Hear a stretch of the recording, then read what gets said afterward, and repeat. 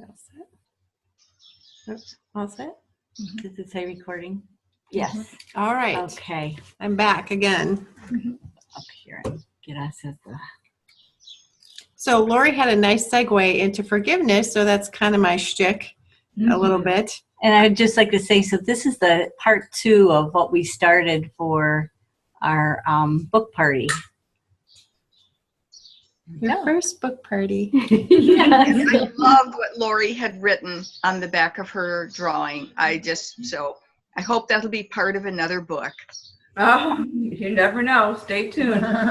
You can find that on my website at wisdomoftheangels.com. I will do that. Thank you. And there's actually an article that I wrote under the article section on healing from the ravages of sexual abuse that takes that topic and delves into it a little deeper. Okay, thank you. Excellent. All right, so I'm back again. All right, so just a little bit of background. During the day, I'm a court reporter, and so I'm in the courtroom hearing a lot of these stories of sexual abuse, from that aspect of things.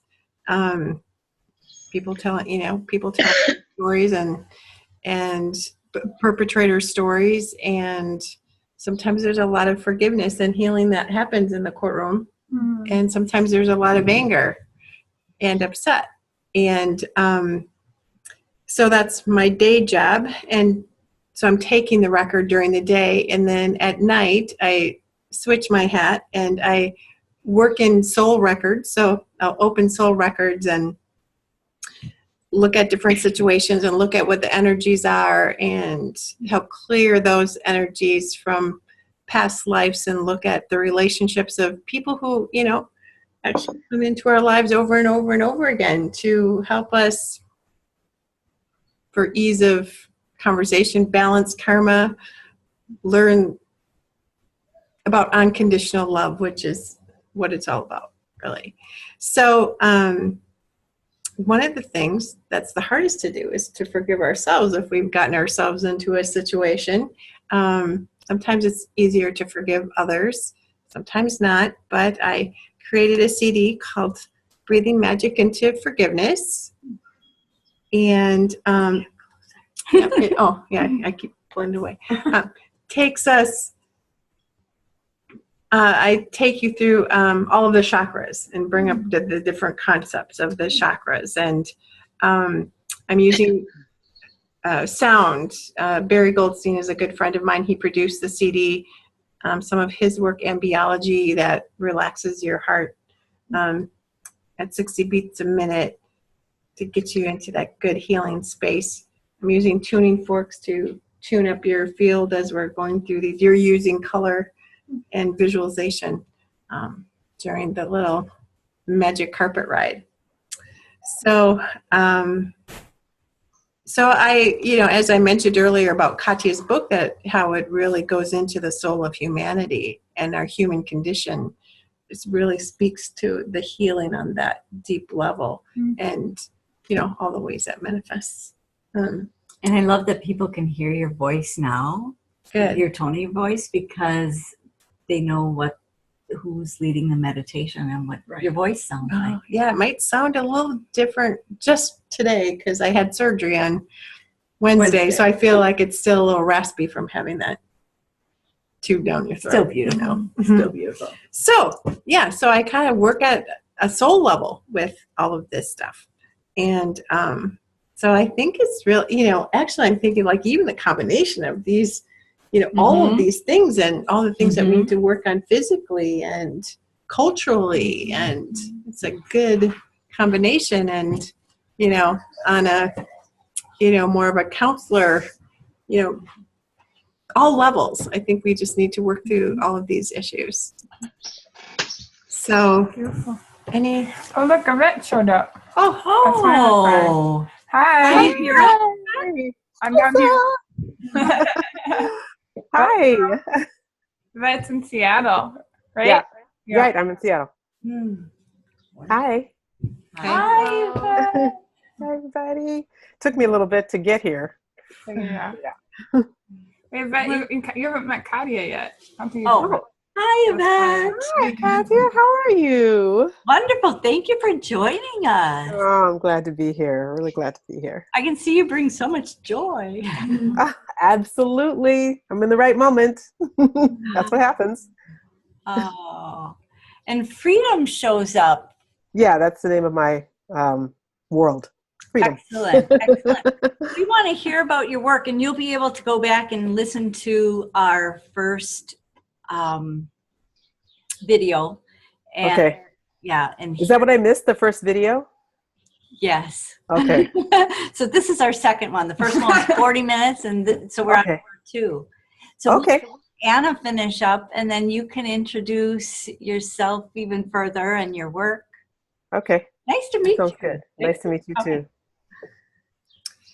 So I was talking about forgiveness as a segue from Lori's work. So I have this guided visualization. A musician friend of mine, Sean Galloway, wrote a song for me to kind of bring that notion of forgiveness to the forefront of our minds, because we can kind of put it on the back burner. And that's also called Breathe a Little Magic. It's a fun tune. And my website is breathealittlemagic.com. Nice. alittlemagik.com. And Anna, you do so much more than just this CD. Tell, if someone came to you and they had been dealing with this topic of being abused as a young person, and there were issues coming up in their current day-to-day life, what would you do for them, and how would you go about doing that? What other techniques and tools would you use that you're so amazing at?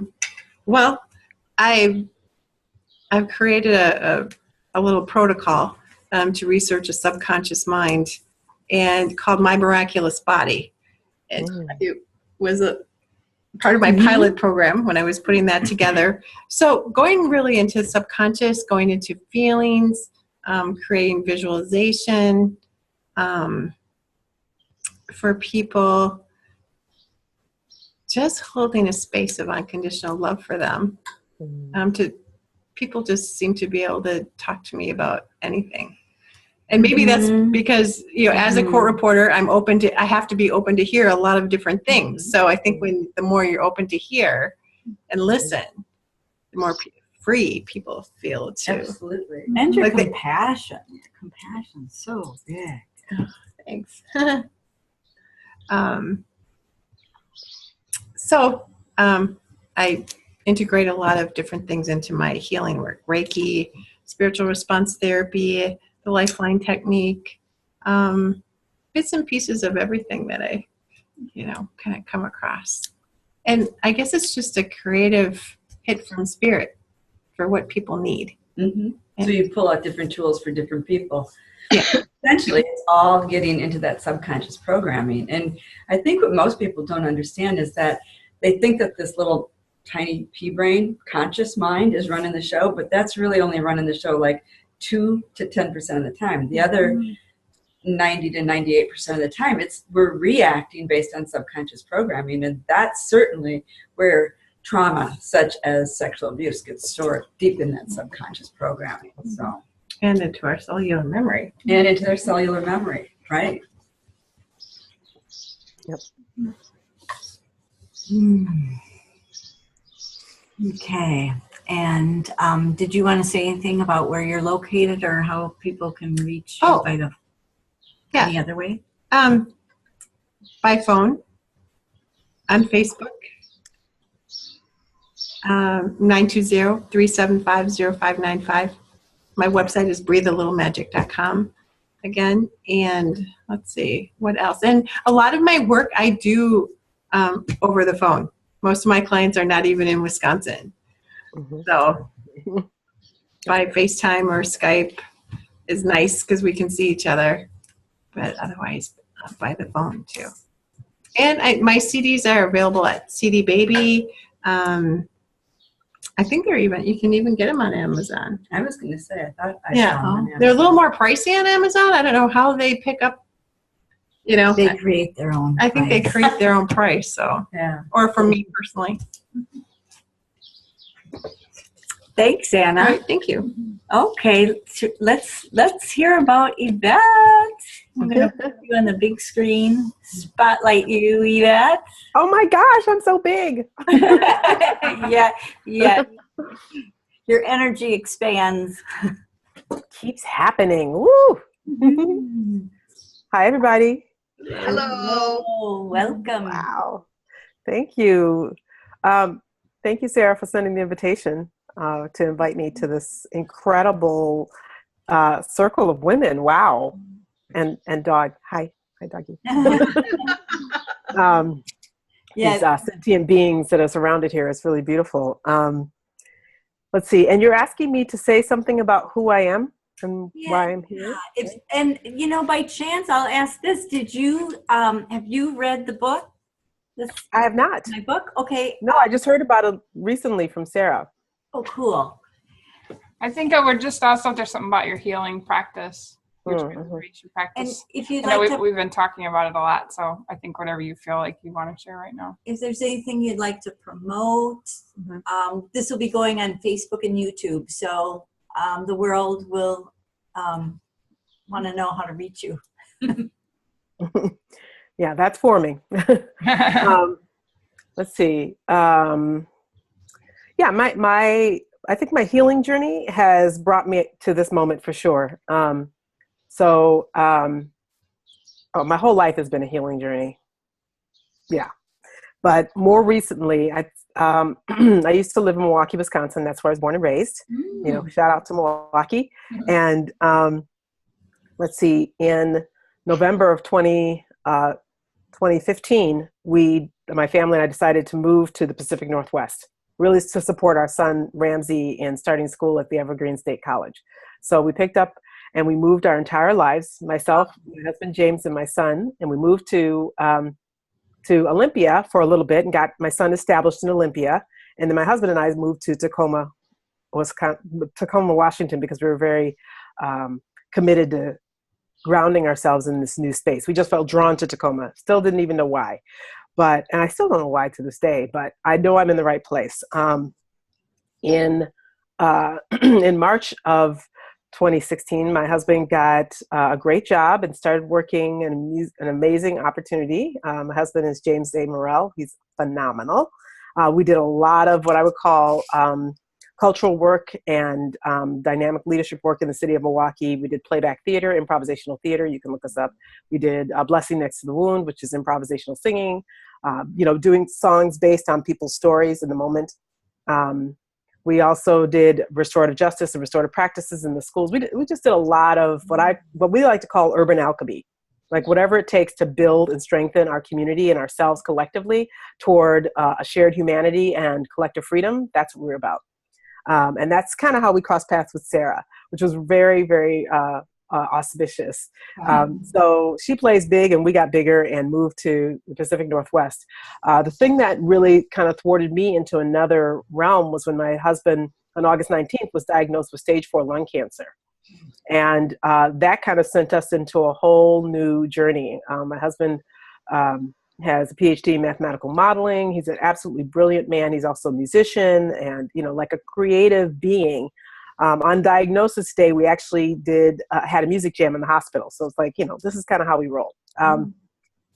But it was huge, and it sent us on a huge journey towards his, working to support him in living and choosing life. And we called on our community and did a GoFundMe to be able to support him in pursuing healing in Tijuana, Mexico at Oasis Hope.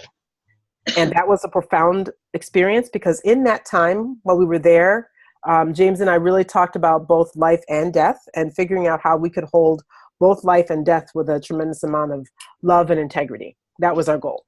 So he just stayed connected with me and with his body, and we kept listening and loving and learning and staying connected and evolved our way through. And ultimately by September 25th, he made his transition.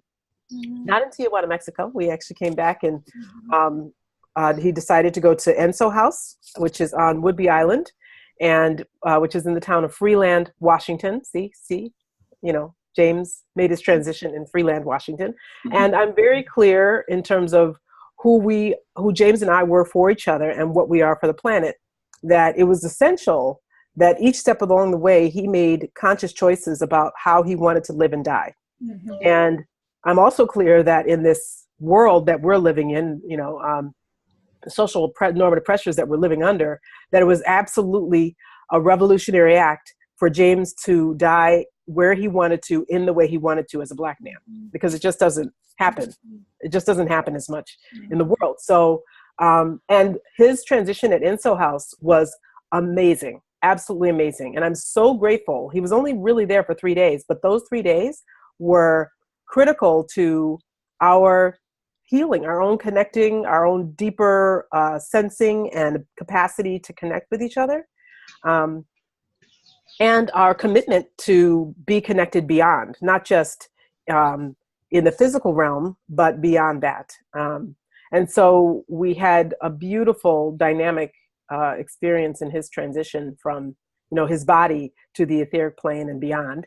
And that amplified a lot of things for me. I just kind of went on this incredible journey of not only loving him, because our love was, our embodied love was very profound. You think I'm shining? Oh my gosh. Mm-hmm. You put us together and we were like absolutely vibrant. It was super, super vibrant, and you could see it.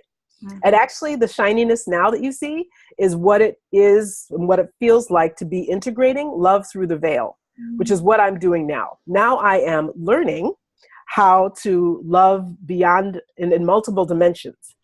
And I'm staying very conscious about that process. And so I'm recognizing that as I evolve myself through this journey of what I call, it's not just grief. Grief is one aspect of it, but it's really a transformation of love in a way that goes beyond what we know is the physical realm. Mm-hmm.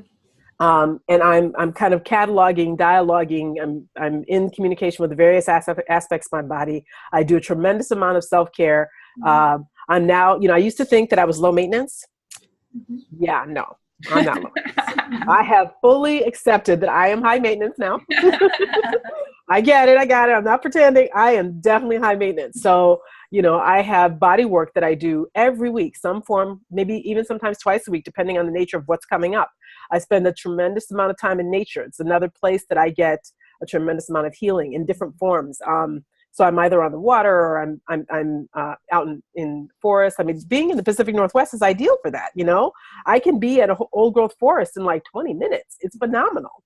So the tree beings here are phenomenal as well. I mean, so I am grateful to be in those spaces, because in nature is where things that seem to not make sense in the physical world that I'm operating, they make a lot of sense in nature.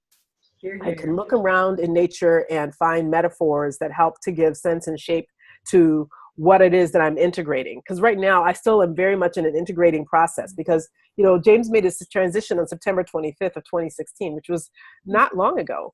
And I'm still integrating the layers at which he is communicating. But I'm recognizing that, number one, he's made a promise to me to be fully present and engage with me and to help me live my life purpose, which is, for me, the most profound and huge gift that he could ever give to me. I feel like, I married a man who keeps his promises, which I love. And he's keeping his promises even beyond this dimension. For me, that is phenomenal. Absolutely phenomenal. I'll tell you a quick little story that I think helps to give shape to this. So in my journey of grief, I've been kind of nomadic. It's a whole nother story, but I'm not actually living in the apartment that we lived in when we moved here. My sister and friends moved us out because there was actually mold in the apartment. So, but that was while James was still alive and in the hospital and that kind of thing. So when he made his transition, I didn't really have a place to go back to. So I've kind of been living this very nomadic life, and I've been going places and spaces where people were willing to hold me and love me, because that's really what I needed.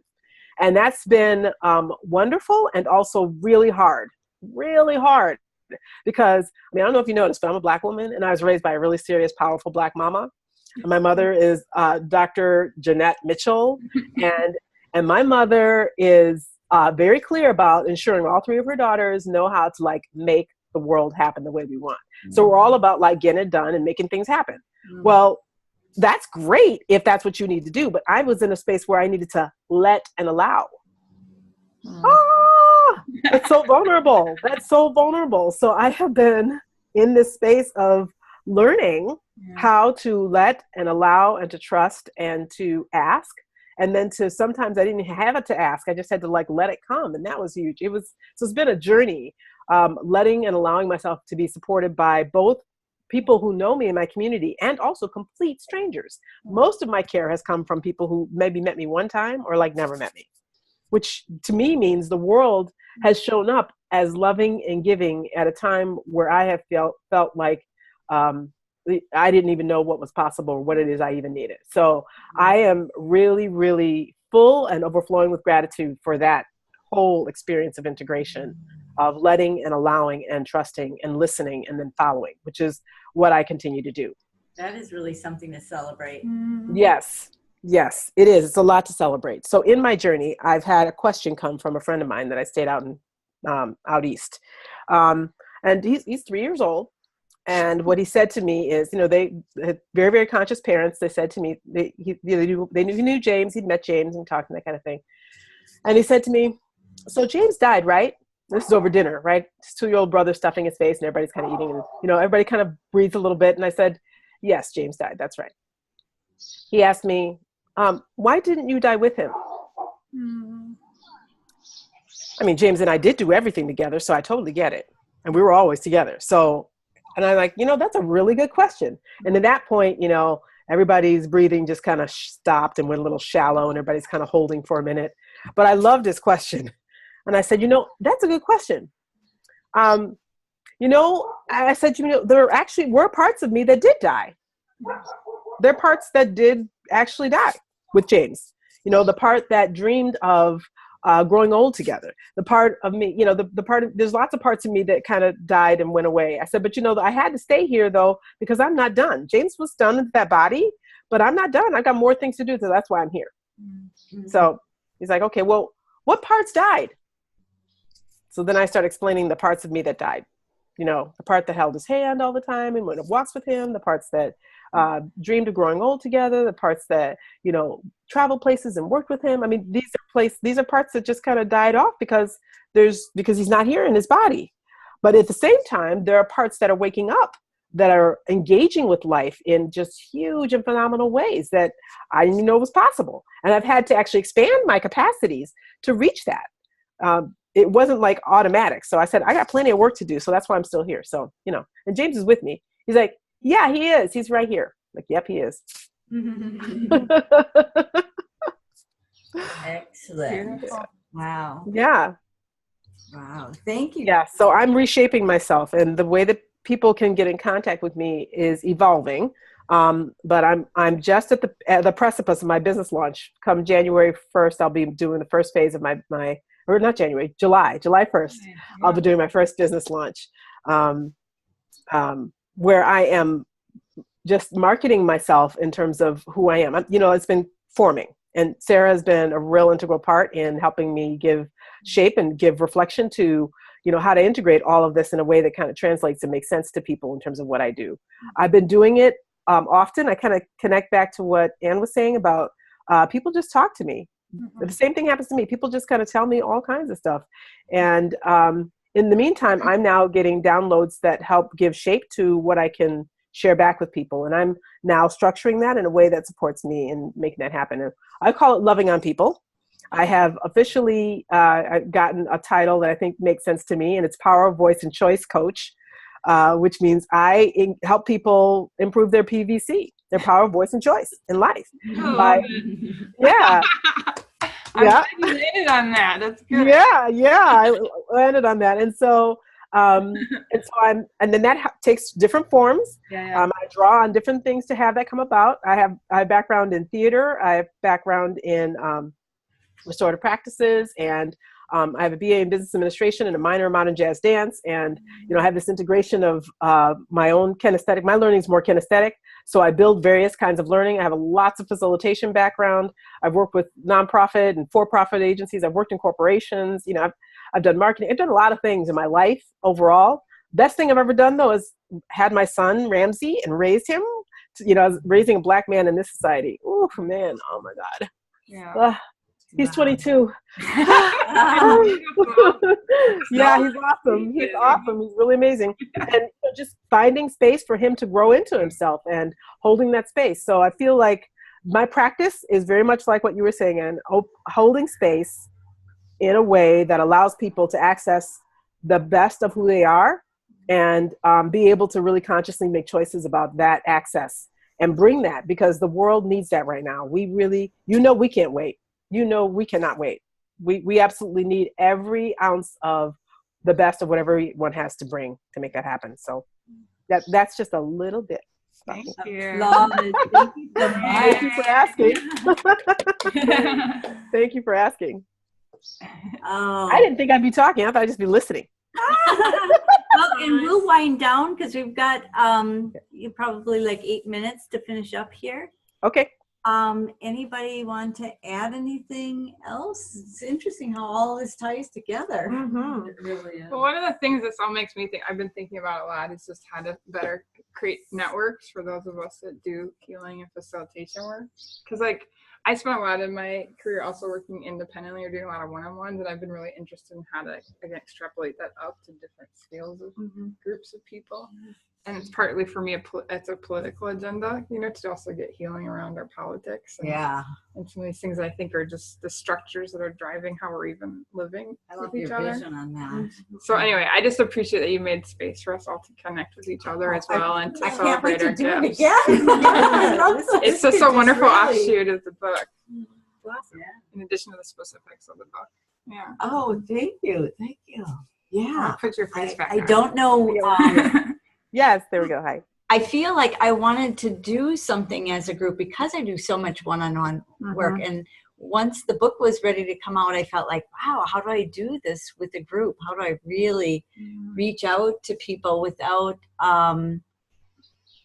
going into the trauma and the drama and what else is possible with this? So celebration is a really big thing. And it's interesting how grief ties in to that whole subject. Yep. Yeah. And I don't know if I showed my website right online, so I'm going to do it here. And if anyone else has the card that they want to show, this is actually my elf-size book card. My husband got elf-size bookmark. That's what I meant to say, a bookmark. Elf-size bookmark. So cute. I love your husband. Oh, thank you. He's just so wonderful to support a project like this. I'm so grateful. Yeah. So.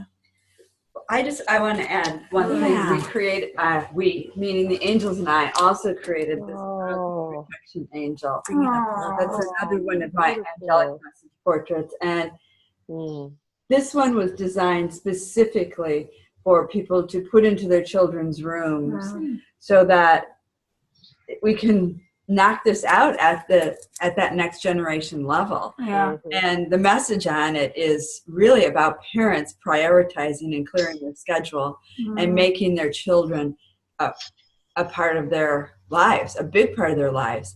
What I thought was interesting is when the angels gave me this message, of course, they said that this was an enormous social issue and one that gets stuffed under the rug, and it's time to stop not talking about it. So this angel burst forth in a brilliant blue, the exact color of the throat chakra, in an effort to, at long last, give a voice to the children, to help them know that it's okay to ask for help, that they really will be heard and listened to, and that they don't have to fight this battle on their own anymore.